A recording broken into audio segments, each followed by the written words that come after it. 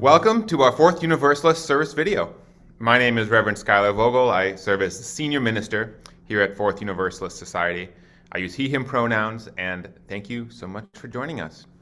What follows are selections from our service on December 12th, 2021.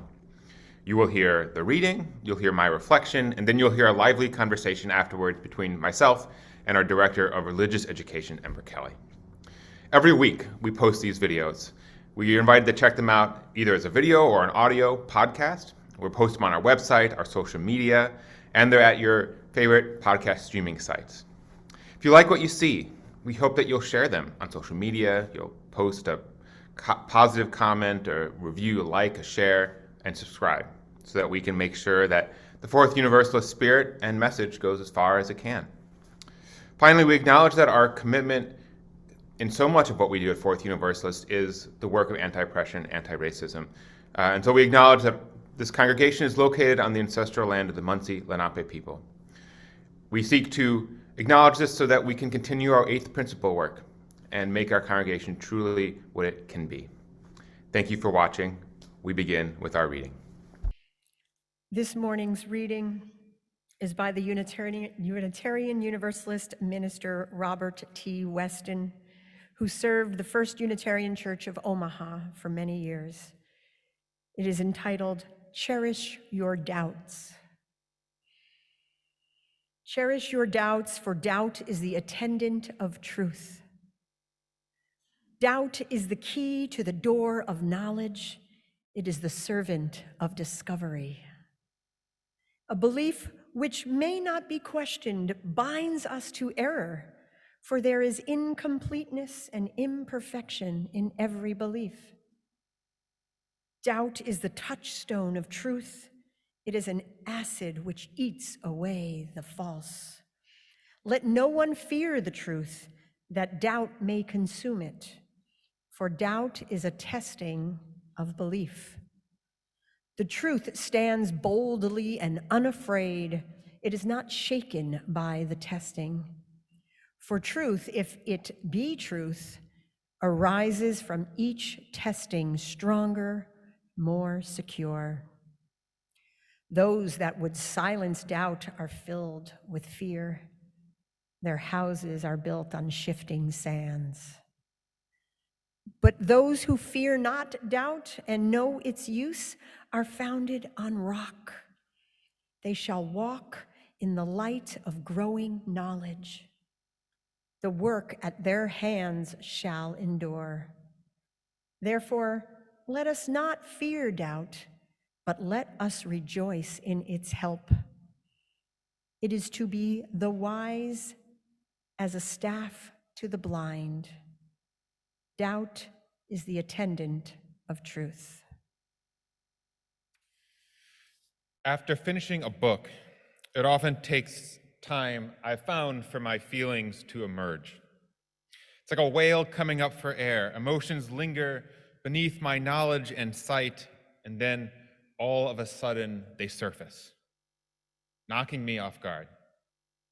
This happened several weeks ago, and to my surprise, it was an academic book, very matter-of-fact, subtle, almost banal. The book explored the life of Jesus' followers directly after his death. It's aptly called When Christians Were Jews. It explored questions like, how Jewish were the early Christians? What did the Jewish establishment think about them? What did the Romans think of all of this? In answering these questions, the author compares and contrasts the Gospels, the writings of Paul, historians like the Jewish scholar Josephus, and all the available archaeological evidence that exists. They work through small details of all of that to find those answers. For example, one small detail was that when Jesus got angry at the moneylenders in the temple, the author wonders, does this suggest that Jesus and his followers were opposed to the temple and the Jewish establishment, the heart of Judaism at the time? The answer was probably no, but we learn too that contrary to the gospel stories, Jesus could not have made such a scene in the temple as the Gospels suggest. He could not have shut down the temple because the temple was absolutely massive. Think multiple city blocks, Penn Station, crawling also with Roman guards. He and his disciples would have been shut down immediately. There's also the question about the Jewish establishment. The Gospels speak of a whole emergency council summoned of Jewish priests gathering to deal with Jesus when he arrived in Jerusalem. But historically, we know that Jesus was arrested during the Passover, a time when thousands of pilgrims descended upon the city of Jerusalem and the holy sites.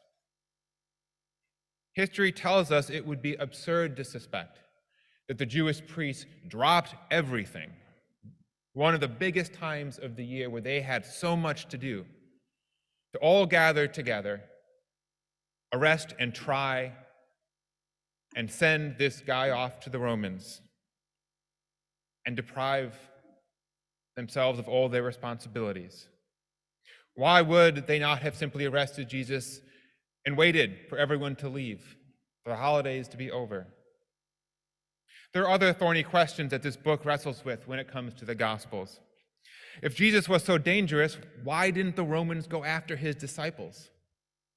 Certainly, they could have been arrested and executed too. They weren't hard to find. And how did Jesus have massive crowds welcoming him in to Jerusalem, celebrating him, and then all of a sudden they're all gone, and there are massive crowds calling for his death? It makes no sense historically or logically if we take the Gospels at their word. What I had when I was reading this, I realized that with great subtlety, the author quietly and unintentionally, but devastatingly, undermines the four Gospels. Now, it's logical, of course, because if we study what the Gospels are, we know that they were written generations after Jesus' death. The writers themselves were not present for Jesus' life and didn't know people who were. They were relying on stories being told and retold, scraps of papers and imperfect manuscripts. And they also lived very far apart. Scholars even suggest that Mark, the Gospel of Mark, was written all the way in Rome, far away from Israel. We can think of a game of telephone, but over decades and across continents. They, like us, these writers of the Gospels, would not have necessarily known of the complexities of the physical plant of the temple, how many entrances and exits it has, or the kind of rituals that would have happened there, or where the Romans guards were, or what the priests' schedules were like during Passover that would have prevented them from holding a massive trial of Jesus during that time. How could they, generations later, continents removed? So several days after finishing this book and sifting through all these questions and these details about the Gospels, this subtle questioning of the gospel truth, feelings whale-like emerged within me. And what I realized I was feeling was a form of grief.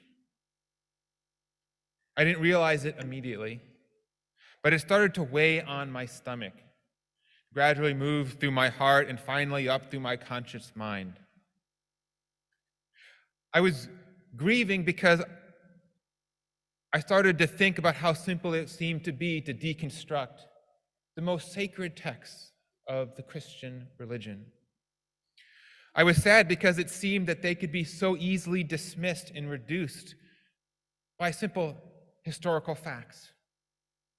And they seemed to be dismissed almost as an afterthought, as if the author didn't even seem to notice what she was doing. The Christian religion has been built on these texts, a faith that millions of people have based their lives around. I thought about all those people who wrestled with these stories, translating language and word to get the very perfect meaning, parsing truth from each turn of phrase, deciphering each nuance. I thought of those millions who have taken these texts literally at face value. Now, I have always been skeptical of grandiose truth claims. I felt for a long time that the Bible was a historical document written by men, not God.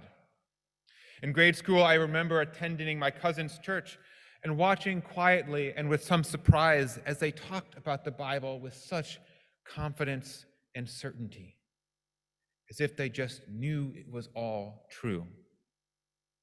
Later in high school, I was confirmed in a Christian church that took the Bible, in their words, seriously, but not literally. In divinity school, I studied the Bible, whose contradictions become impossible to ignore upon serious study and reading. And yet, a few weeks ago, I was still sad. I knew all of that stuff. Nothing in the book was new intellectually, at least in its deconstruction of the Gospels.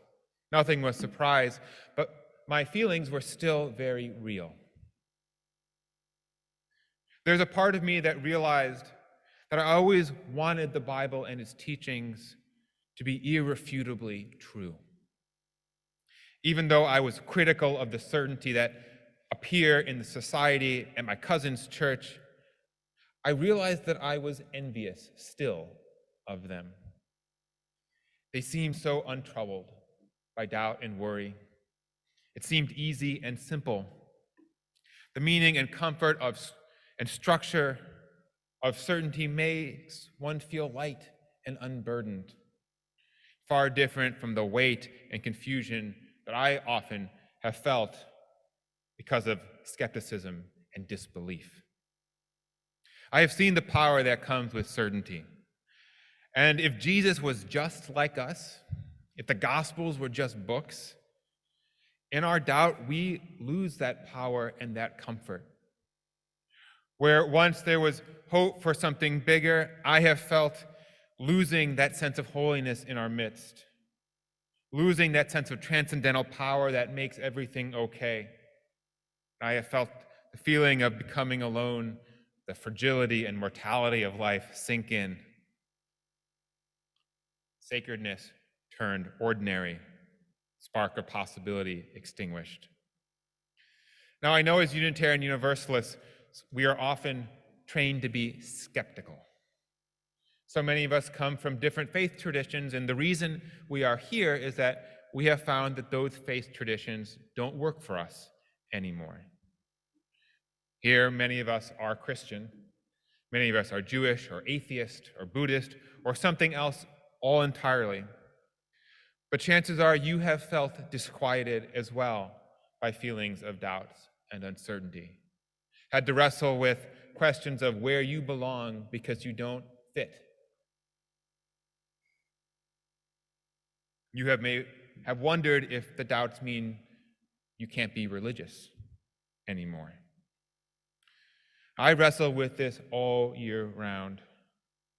How you can be someone who doubts and still be religious. How you can not be sure what you believe and still be religious, or even just spiritual. I struggle with this most around Christmas time, around the holidays, because Christmas is the time where I most want to believe. I love Christmas. I love the feeling that Christmas gives me, the warmth and the comfort and the joy.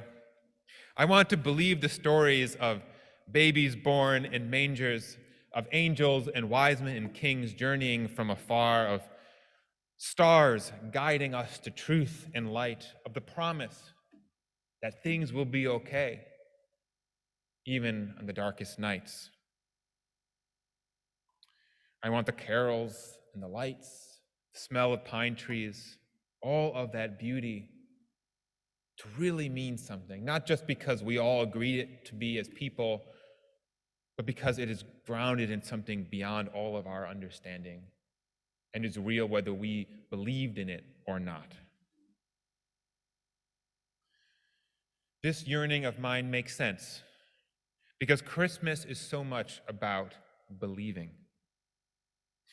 Often that means belief in the story of Jesus born in Bethlehem. But the focus on Christmas belief goes far beyond just the Jesus story found in the Gospels. Last year, in the heart of the pandemic, my wife and I were looking for holiday cheer. And so we went onto Netflix and we binged Christmas movies. We watched 9 of them. And I think that might be a little low, actually, from what we recorded. 8 decades of Christmas movies dating back to the 30s to the latest Netflix special. We watched them all, a culture commitment to a holiday that rang true. And across all of these 8 decades and all these different Christmas movies, we saw this trend, and each one asked us to believe in something. The magic of Christmas, a whole world of possibilities, the belief that transformation was possible, the hope and magic of Christmas could warm even the most frozen hearts. Anything was possible on Christmas, they told us. During Christmas, no one was beyond hope. Whether you were down on his luck George Bailey, or the good-hearted Bob Cratchit, or the cynical Grinch, the spirit of Christmas could do anything. Not even Scrooge could resist its charm. We see this relentless focus on belief in the centering of Santa and how we talk to our children about him. We see it with our obsession and our children's obsession with presents, where children often believe that anything could be waiting underneath the tree. For adults, believing in Christmas can be belief that we can recapture the spirit of Christmas that we have felt we lost after childhood. That innocence and warmth that so often eludes our stressful, day-to-day adult lives that seem so messy and complicated, as opposed to our childhood memories. We believe we can get back there. Christmas expects, I have found and feel, an earnest devotion, an acquiescence to its insistence that it is capable of doing anything. Other holidays are not so demanding. Halloween does not take itself so seriously, with its tongue-in-cheek flirting with death and mortality. Thanksgiving limits its faith to humanistic notions of gratitude and family. But Christmas asks more. And while some embrace its expectation of belief easily, for others it can almost feel non-consensual, impossible to avoid, and full of opinions about what you should do and how you should believe. If you are a disbeliever, whether in the Gospels or on your own religious background or in Christmas, if you are a skeptic, it can make this holiday hard. You should know that you're not alone in that. You should know that it takes courage to ask questions and seek better answers and sit in the friction and tension that happens when we have the integrity of our own beliefs, our own values, our own sense of self that butts into a culture, a society, religious traditions that tell us something very specific. I have to hope that deeper wisdom, deeper happiness comes not from untested equanimity, but from long struggle. I cannot believe that the gifts of certainty, often those tidings of comfort and joy, are exclusive to true believers alone. Belief and certainty make it easier to get them, perhaps, but not the only way to get them. For those in disbelief, for those who sit in the friction and tension between belief and disbelief, between doubt and certainty. The road may be harder and more fraught, requires more self-reflection, more experimentation, more risk tolerance, and taking more time and finding comfort and joy wherever we can. But when we arrive, we have to hope the path of disbelief, of uncertainty, leads not always to certainty, but to wisdom. There, we hope, we will find that the songs of Christmas sound just as sweet. The beauty of any newborn child, holy or ordinary, shines just as bright. And that the ancient, flawed stories of the gospel, Christmas or Easter or otherwise, inspire us precisely because they are so human. These are gifts born of truth, not certainty, born of doubt and thoughtfulness rather than tacit belief. But they are no less brilliant, no less inspirational, and no less beautiful. May we learn this Christmas to love these gifts for this holiday and for all year round. May we believe this, at least, and be glad in it. May it be so, and amen. Hi, everybody. My name is Ember Kelly. I use she and her pronouns, and I'm the Director of Religious Education here at the Fourth Universalist Society. It's so good to be with you all. And Reverend Schuyler, it's good to be with you as well, especially as we approach your family leave coming up. Yes, it is. This is outside of my Christmas homily. This is the last reflection we'll be doing together until the end of March. So people are going to get to see some different faces in the coming weeks. It's going to be an adventure getting to. I think I'll have to record all of the introductions myself. I've gotten used to having you to help me. So this message today, it was a fascinating message in my mind, and I found it was a really interesting topic to pick in this holiday season. I feel like even sometimes as you use that, the holidays are just kind of like this cultural phenomenon that we don't necessarily maybe think critically about or really analyze any deeper. And I really appreciated that you talked about disbelief and how that relates to still celebrating the holidays. What does that mean?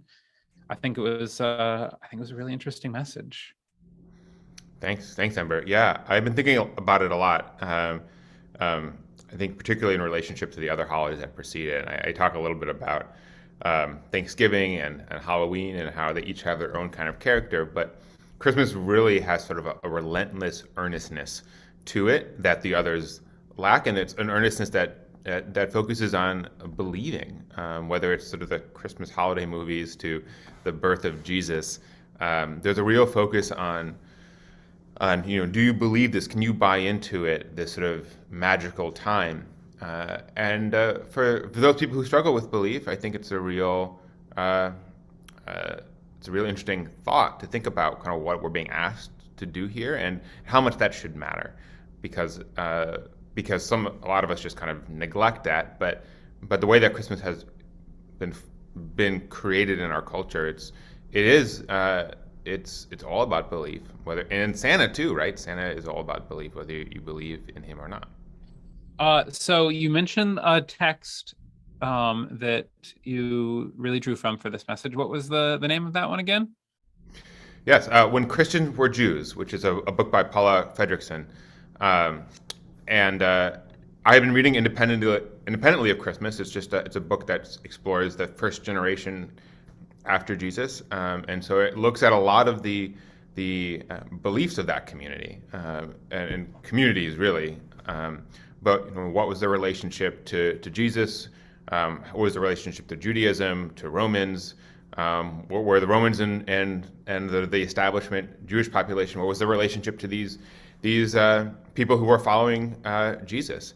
And it gets into a lot of very big questions and a lot of very specific ones. But I think as I was reading it, it was both very interesting to parse through the larger questions, but also the more specific ones, which I talk a little bit about in my reflection, that seem so inane to be unimportant, but I found them, as I talked about, striking because those little details are so important, right? The size of the temple, the way that the Gospels claim that Jesus shut the temple down. When the temple was as large as just a massive structure with many, many entrances and exits. The idea that Jesus and a few people could shut it down is absurd. And yet, the way that I perceived the temple, it was like a small place for most of my life. And I think it forces us to wrestle with, okay, so if the gospel writers, who we know did not know Jesus, who lived across the Mediterranean, who were relying on sources from people who may or may not have been there themselves, and often relied on each other, what does that say about what Christianity is? What does it say about what religious belief is? What does it mean to be a faithful person if so much of the source of our faith is inconsistent and clearly historical? So there's a lot that you could say about these things, and I try to distill it in sort of a clear way based on my own emotional reaction to reading it as a Unitarian Universalist, but also as someone who cares deeply about the Christian story and grew up with it and still. I joke with my wife that I try to read, for someone who's a Unitarian Universalist, I spend time reading the Daily Office on a regular basis, which is not a you thing to do, and it's someone who certainly is a fan of Christianity. So I think it's, what does it mean if we're not taking stuff literally? How do we take it seriously, and how do we not fall into sort of a religious existentialism where it's like, why does this stuff matter anyway if it's all just made up? Yeah, well, and I think that that's an area where we perhaps have something in common, that we both kind of exist in this weird belief-disbelief continuum that, you enjoy something like the Daily Office. I enjoy, high church liturgy. I love our beautiful building. I think it's an interesting place to live in that dichotomy, but I like breaking binaries. I like to do that. So why not with religion as well? It doesn't always have to be simple. I know when I was talking with a few folks in Vietnam about that I was going to come back and do church work, and they're like, Ember, you don't strike me as remotely religious. Are you sure that you even believe in God? And I said, but people need to know that it's okay to doubt. People need to know that is an acceptable religious path. That's perfectly fine. And I think, one of the things that you kind of hint at in this is we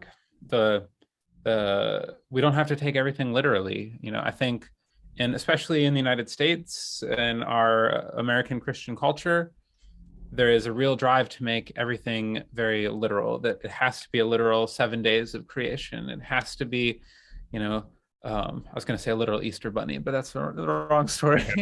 But, there is a sense that even with these, more folk tales that we use for different holidays, like you mentioned, Santa, it has to be real. You have to literally believe that as a kid. You can't let your kids doubt that Santa's real. We have this real obsession with literalism. Do you want to talk a little bit more about that? Yeah, we do have a real obsession with literalism, and we, I think, do ourselves a disservice by focusing on it. First of all, it's ahistorical. It's not entirely clear at all that people from ancient times took things as literally as we do today. When we talk about people who, believe the scriptures are literal in every single word, it's not clear at all that early Christians, or really early anybody, understood the stories and myths of their religious practice as literally true. And so we should be clear about that too. That it's not like, oh, people were all literalists and then science came along, or critical thinking came along, or we got smart enough to realize that wasn't literal. People were taking these things as sort of imaginative constructs for a long time. I think the danger that we face as a society and as people who identify as religious, whether we are evangelical Christians or Jewish or Unitarian Universalists, is that by equating literalism with religiosity, we build our religious house on sand, because we know if we do any study of the Bible or of the Christian tradition or the Jewish tradition, we know how much it has been impacted by human beings doing things as imperfectly as we do them today. And if our faith or our relationship to our religious tradition is grounded on that stuff, the minute we start doing any kind of thinking or learning about it, it's going to fall apart. It's the fact that the Gospels are wildly inconsistent with each other, contradict one another, are historically inaccurate in so many ways that are easy to disprove, should not threaten someone's Christian faith if they're grounded in a world where literalism is not religiosity. But it is only in a framework of a religious culture that equates those two, that a minister getting up and saying, hey, the Gospels got a lot wrong, whether it's the size of the temple, to like how Passover was celebrated, to like the larger truths, right, of like, the miracles, right, where, it's only in a culture that isn't comfortable with something other than literalism that becomes shocking, right, to have a minister get up there and be like, the Gospels, maybe not 100% true, because our faith should be grounded in something deeper. And the question that we don't get into, right, because you can only give so much time in a sermon, right, is if not historical truth, if not literalism, then what, right? What are you then grounded in? And I think that's something that Unitarian Universalists really wrestle with themselves too, and sometimes miss, right? There's some loss in mourning, which is I talked about in my sermon too, right? Of like something very comforting about certainty, about literalism, because you don't have to work at it. It just is. The world suddenly makes sense. And it's scary and it's disempowering to feel like it may not always make sense. And so that's part of what keeps people, I think, in this binary too, is that it's easier and it's comforting to feel like the Bible is unquestionable. I mean, I definitely understand that feeling. I think about, despite the trauma of growing up believing that the world was imminently coming to an end, not because of climate change, but because, they were going to build the temple again, and then Jesus was going to come back and rapture everybody, and et cetera, et cetera. But there is an element that sometimes I miss that certainty that I was 100% sure that I was right. And I think, I had this religious journey that took me out of evangelicalism, but then I tried to be more certain. So I went for like the more Reformed, the Calvinist traditions that had a little bit of history to them, and like tried to be very logical. But then I abandoned that to become Catholic, because I was like, I need the real certainty. Like they say they got the Pope, like I gotta just believe them. It's certain. Like they have history all the way back. Like we can just go with it. I had to have the certainty, but then finally I just that broke. That I couldn't. Like I didn't. Certainty didn't bring the peace. The certainty didn't bring. It brought a false sense of peace. And I think that a lot of that literalism is a very American tradition, but I think it's also really present in like American evangelicalism, and we see it now with a lot of people. There's a whole movement. I guess I was apparently part of a movement without realizing it, like of deconstructing your faith, and that's a thing that people have pretty much often abandoned their faith because it became an either or choice, that they either have to believe everything literally or they just walk away completely. And I think, a UU space is a space where you can maybe find a little bit of a different path forward, that you can have some level of religion without having certainty, perhaps. That's absolutely right. I think that is a wonderful and beautiful summation of what Unitarian Universalism is. It's often full of people who are willing to face the realities of what religion and history are, and to embrace their doubts, whilst not giving up on religion, while still saying that there's something valuable in this. And some part of me and us want that and need that, and doesn't even have to have words to it, right? Like it can just be things like, there's something power in community. There's something power about meaning making. There's power in making the world a better place. Even the ritual of gathering on Sunday and the familiarity of religious spaces and services are really attractive to a lot of people. And so I think Unitarian Universalists are people who so often come from other traditions and say, this isn't the right fit. I can't, in good conscience, right, abide or agree with what's being taught there. And so they look around for some other place that lets them really be who they are with all their doubts and uncertainties, not to throw all the religion out. Although we do have people in our spaces who do say, I'm not religious, I just come here for a different reason. But we're not a space that demands a particular way of being beyond sort of a basic commitment to love and justice. And that can give people the space to be religious but not literal, right? To be religious while acknowledging what is historical reality, which is that religions are often made by human beings. And if you don't like that truth, that's your journey to take, but it's just the reality of the situation. It's just true. So you can deny it, but that's going to be hard to be a UU in that space then. And so a lot of us have wrestled with that, often painfully, to come in, like you're saying, Ember, to come from a space of, where do I fall into this certainty spectrum? How do I relate to a need for that certainty?